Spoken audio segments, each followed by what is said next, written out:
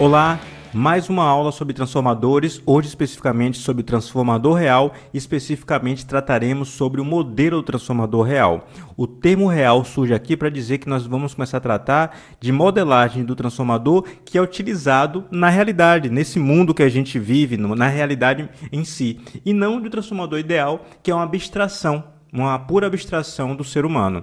Aqui, obviamente, exige abstração do ser humano, afinal de contas, temos um modelo que a gente desenha no papel, coloca no computador, coloca equações, mas esse modelo já representa de forma mais fiel o equipamento real que existe disponível para a gente.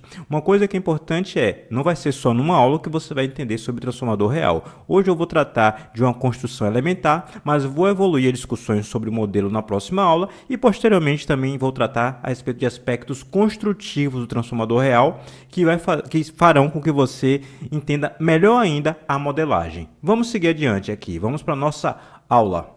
Nós temos aqui a ilustração de um transformador elementar. Mas um transformador elementar que funciona efetivamente, tem um núcleo feito de material ferromagnético e eu tenho aqui duas bobinas. As bobinas em azul e vermelho foram chamadas respectivamente de bobina primária e secundária, ou seja, temos enrolamento primário e enrolamento secundário. Nitidamente, a bobina em azul tem mais espiras, então nesse caso particular é um trafo abaixador. Só um comentário a mais que eu devo fazer. Alguns dos itens que eu trato aqui de perdas, entre outras coisas mais, eu não vou discutir nesse vídeo em detalhes, porque eu discutirei posteriormente quando falar a respeito de construção do transformador.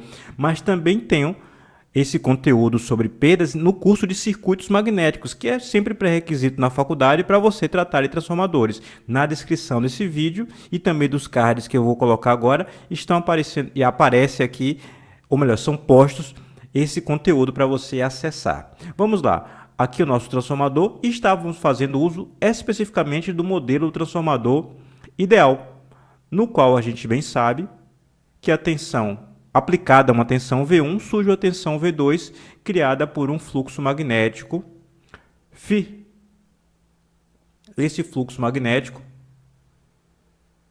φ é criado pela corrente do primário. Ou melhor, ele é criado mesmo que não exista corrente no primário. Vejam só, a gente bem sabe que I1 e I2 no modelo ideal dependem exclusivamente um do outro e da relação de transformação, da relação de espiras. Nesse caso, não havendo corrente I2, não há corrente I1. E mesmo assim, existe o fluxo criado quando você aplica a tensão V1. Essa é uma característica do transformador idealizado, ou seja, ele tem uma relutância tão baixa que uma corrente ínfima tendendo a zero já consegue criar o fluxo necessário para induzir a tensão no secundário. Isso não corresponde à realidade, obviamente. Então a gente precisa modelar algo mais realista. Sempre vai ser necessária alguma corrente no primário, mesmo que I2 seja igual a zero. Vamos focar aqui no I2 sendo igual a zero, ou seja, com o secundário em aberto. Sempre vai existir a necessidade de uma corrente, mesmo que I2 seja zero. Como é que se modela isso? A gente coloca uma reatância indutiva aqui em paralelo com a fonte de tensão V1. Note, eu aplico V1, surge V2. Note que V1 está aqui aplicado e também está aqui aplicado nesse trafo ideal. Note que o modelo do transformador, já colocando algumas características da realidade, quase não sai a frase, também utiliza o trafo ideal num certo trecho. Aqui é o trafo ideal que eu estou mostrando. Ao aplicar V1, surge automaticamente uma corrente IM, que a gente vai chamar de corrente de magnetização. É a corrente necessária para criar o fluxo que vai induzir a tensão V2. Se I2 é igual a zero, então I2' é igual a zero, porém I1 é igual a IM, que é exatamente a corrente de magnetização. Quando I2 deixar de ser zero, I2' vai deixar de ser zero e I1 vai ser igual a IM mais I2', ou seja, haverá em I1 uma componente que é responsável pela magnetização, IM, e uma segunda componente, que é I2', que é responsável pela carga, por fornecer energia à carga. São as componentes de magnetização e de carga. Isso modela o transformador de forma mais realista? Sim, mas está longe da realidade ainda. Afinal de contas, existindo fluxo variável dentro do núcleo, existirão as perdas por corrente parasita, ou seja, correntes que circularão no próprio núcleo, e as perdas por esterese. Afinal de contas, quando você completa um ciclo de esterese, você completa um ciclo de perdas. Mais uma vez, lembro que esses vídeos sobre esterese e corrente parasita eu coloco aqui embaixo na descrição do vídeo. E também discutirei sobre eles no restante do curso de transformadores. Como é que eu faço para modelar essas perdas no núcleo? Olhem só. Eu devo colocar uma resistência em paralelo. Note, a partir de agora, ao aplicar a fonte de tensão V1, eu tenho um componente de corrente I1. Considere primeiramente I2 igual a zero, portanto I2' é igual a zero. I é igual a Φ, que está aqui mostrado, Φ, que se divide em dois componentes, IC e IM. I1 é igual a Φ, que é igual a IC mais IM. Quem é IM? A corrente de magnetização, aquela que cria o fluxo, que consegue induzir a tensão na outra bobina, na bobina do secundário. E quem é IC? É a corrente, a parcela da corrente ou a componente de corrente específica que modela as perdas no próprio núcleo. E, obviamente, quanto maior for a corrente e Φ, maiores serão as perdas no núcleo. Vejam, aqui eu tenho a letra C, C de core. Core é núcleo em inglês, por isso que eu coloquei aqui, porque é a forma habitual que os livros, mesmo em português, tratam. Então, eu tenho uma componente que representa as perdas do núcleo e uma componente que representa a corrente de magnetização, corrente necessária para criar fluxo, e agora eu tenho uma corrente Iφ, que eu chamo corrente de excitação. Toda vez que você tiver um dispositivo e alguém falar que esse dispositivo magnético tem uma corrente de excitação, é uma corrente que existe para criar campo magnético, geralmente para criar uma tensão induzida ou para criar uma força. Nesse caso particular de um transformador, que é um equipamento estático, é para criar uma tensão induzida, especificamente na bobina do secundário. Note, isso aqui modela parcialmente o transformador, mas existem dois efeitos ainda que estão desprezados. Primeiramente, esse fio não é um fio ideal. Então, tem uma resistência intrínseca. E como se não bastasse, essa bobina está agora está enrolado num núcleo que não é mais ideal, um núcleo que tem uma certa relutância, não é mais idealizada. Inclusive, tem muitas perdas. Tem perdas, melhor dizendo, muitas ou pouco, depende do material que você usa. Então, o fluxo vai tender a passar por dentro, ficar confinado no núcleo ferromagnético, mas também pode circular aqui por fora. Esse núcleo que circula aqui por fora é o chamado fluxo de dispersão. Então, é necessário modelar as perdas no fio e também essa tensão induzida do fluxo de dispersão, ou seja, um fluxo que concatena a bobina 1, mas não concatena a bobina 2. E nosso interesse não era que isso acontecesse, mas isso acontece. Então, como é que eu faço isso? Eu devo colocar agora o efeito de dispersão. O efeito de dispersão, ele é utilizado, melhor dizendo, através da modelagem de uma reatância indutiva. Óbvio que tinha que ser uma reatância indutiva, afinal de contas é um fluxo variável senoidalmente também, já que ele é criado pela corrente I1. Por isso aqui, ó, I1 é que cria esse fluxo. Ele é criado pela corrente I1 e que também induz uma tensão. Portanto, é modelado por uma reatância indutiva. Note que eu botei aqui, ó, XL1. L é de leakage.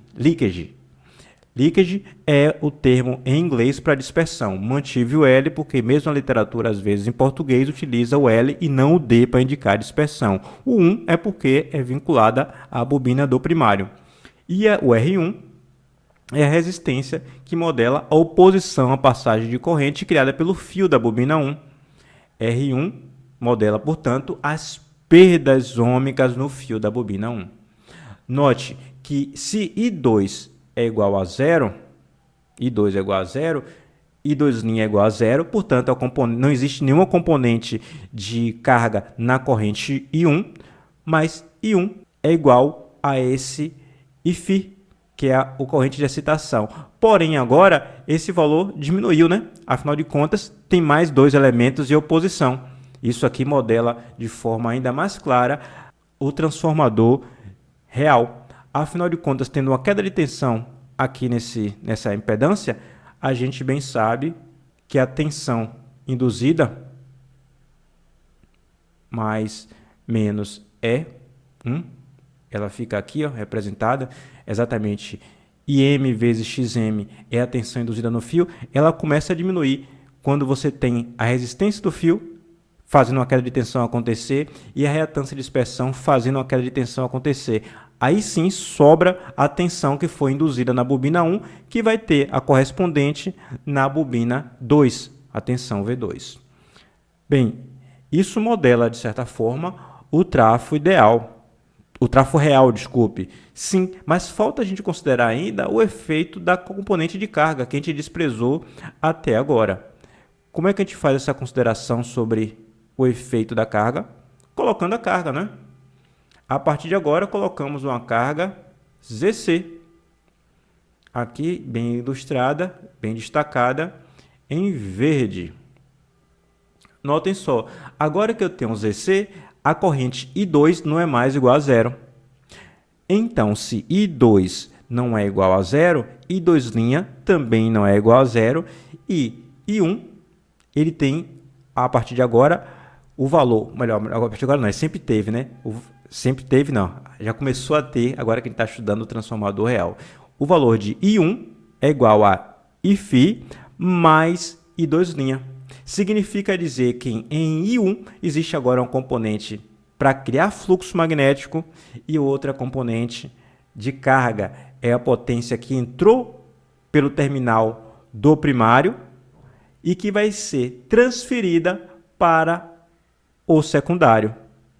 Aqui, ó, a corrente I2' é exatamente essa componente do primário que vai depois ser transferida para o secundário. Então, você imagina que, havendo corrente no secundário, os efeitos da resistência no fio e da dispersão de fluxo também existirão. Então, a sua imaginação está correta. Vai haver também a dispersão de fluxo. Havendo essa dispersão de fluxo, eu tenho aqui uma queda de tensão modelada, XL2, L de leakage, desculpe, e R2 modela a resistência do fio. Aí vem um porém, uma pergunta que, se você não está se fazendo, eu vou fazer por você. Você pode dizer o seguinte: poxa, mas se existe uma corrente I2, vai haver também, pela própria lei de Lenz, um fluxo em oposição, um fluxo Φ2. Em que você está errado? Em nada.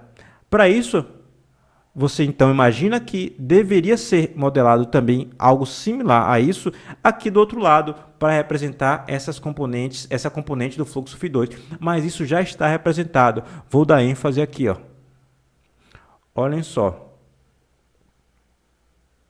É só você notar, preciso dessa equaçãozinha, que Φ vai ser igual a I1 menos I2'. Φ está aqui descendo, I1 está vindo para cá, e I2' está vindo para cá. Portanto, Φ é igual a I1 menos I2'. Significa dizer que a corrente que cria o campo magnético, a corrente de excitação, ela é igual à corrente I1 menos uma componente que é relacionada à corrente do secundário. Significa dizer, portanto, que quando a corrente I2 aumenta, o I2' também aumenta e a corrente Φ, a corrente de excitação que cria o fluxo, diminui. Ou seja, o efeito desmagnetizante que você esperava por ter o fluxo, a corrente 2 que cria o fluxo Φ2, está aqui representado. Por que desmagnetizante? Enquanto Φ1 cria o campo magnético para induzir a tensão em V2, a corrente I2, quando circula, se opõe e tenta diminuir o fluxo, ou seja, ele tenta desmagnetizar. Por isso eu falei efeito desmagnetizante. O efeito desmagnetizante da corrente I2 está aqui também representado nesse modelo. I2 aumenta, I2' aumenta e, portanto, a corrente de excitação diminui. Se a corrente de excitação diminui, você vai ter o IM menor e, portanto, a tensão induzida também cai. A tensão induzida que, por sinal, poderia perfeitamente representar, como tinha feito antes, a tensão induzida no primário, que é essa aqui, E1. E1 que é dado por IM vezes JXM, para pensar no ponto de vista fasorial. Esse é o modelo do transformador que você tem que ter em mente, que você tem de colocar em mente, e você vai colocar em mente porque você vai exercitar bastante até isso entrar na cabeça. Na aula que vem eu vou dar continuidade à discussão do modelo, que tem, conforme você viu aqui, uma parte que modela as resistências nos fios, R1 e R2, a dispersão nas bobinas do primário e do secundário, XL1 e XL2, e também as perdas no núcleo, RC, XM modelando o fluxo de magnetização e um trafo ideal modelando a relação de transformação. Veja como foi importante a gente estudar o trafo ideal. Mesmo no modelo do trafo real, a gente precisa dele para poder fazer a relação de transformação e conseguir ter o ganho de tensão, seja o ganho maior do que 1 num trafo aumentador ou um ganho menor do que 1 num trafo abaixador, para poder fazer a modelagem perfeita desse equipamento. Na aula que vem eu ainda volto a discutir sobre o transformador real. Até breve.